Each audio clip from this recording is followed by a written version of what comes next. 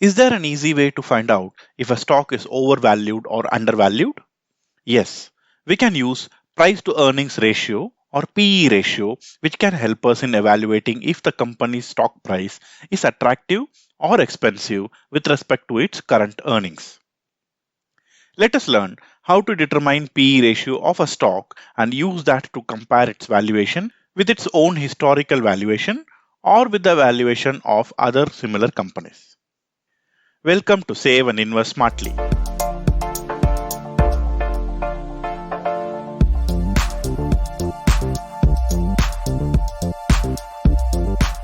Earnings or profit of a stock shows how the stock is performing, but PE ratio of the stock shows how much investors are ready to pay for every 1 rupees of earnings or profit generated by the stock.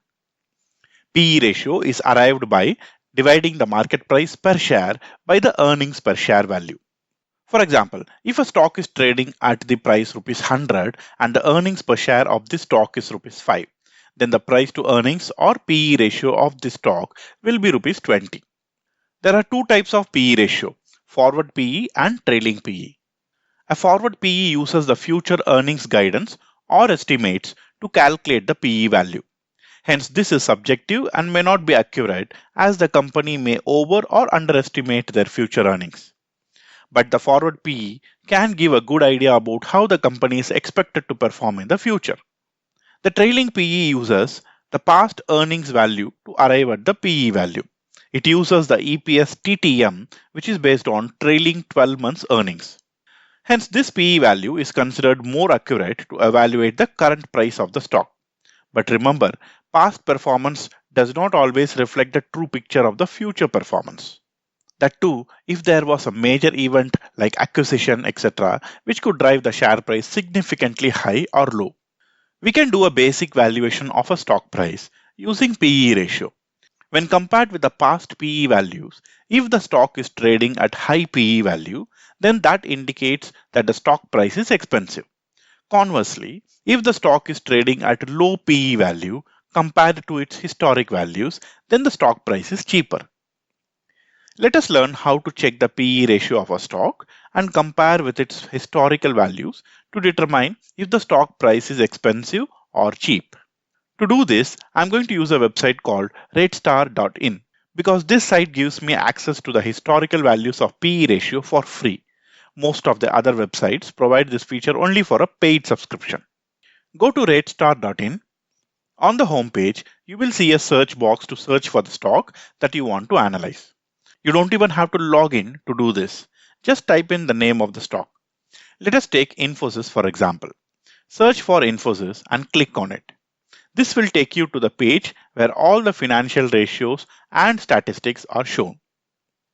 Under the subsection Stock Summary, you can see the stock PE at 20.07 for Infosys. Scroll down a little and you will see the price chart. Scroll down further and you can see the historical averages of important financial ratios for the period 3, 5 and 10 years. The PE average for 3, 5 and 10 years period is around 18. So if the current PE ratio is 20.07, you can understand that as per valuation, the stock is trading above average. So whenever the PE value goes down below 18 for Infosys, it is a good opportunity to buy provided the other fundamentals of the company are still strong. Now let me show you the chart of historical PE value for Infosys. Scroll up to the chart. The chart is currently selected for price. Click on PE. You may also select the period for which you want to check this.